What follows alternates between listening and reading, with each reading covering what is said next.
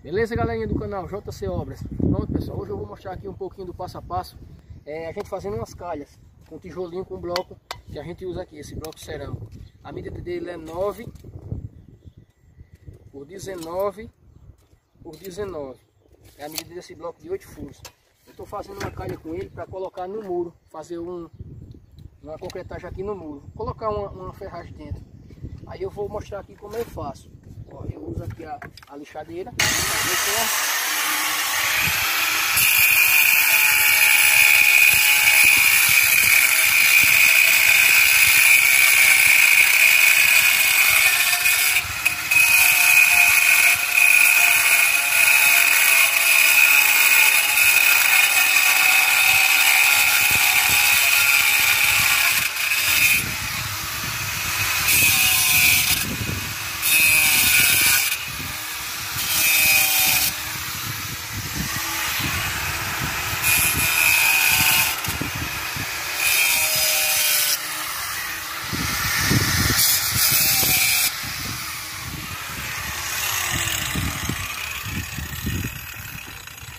Bom, pessoal, aqui é o seguinte, ó, eu venho, tiro essa parte que eu serrei, ó, já tiro fora.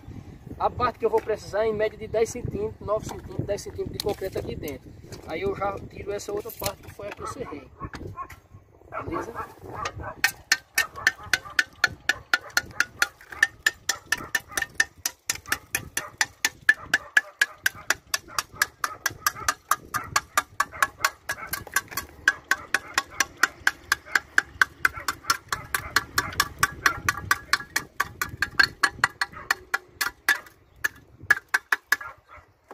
Ó, já ficou a calha pronta.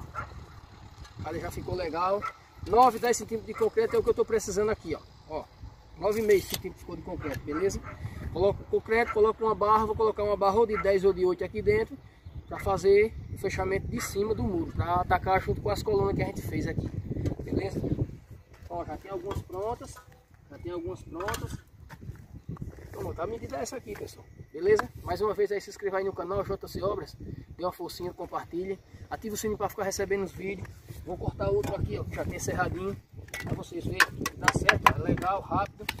Ó, trabalhinho bem simples.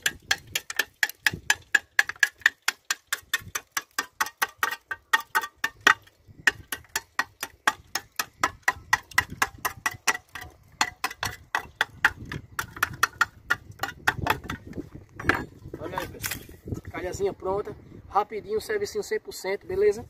Muito simples.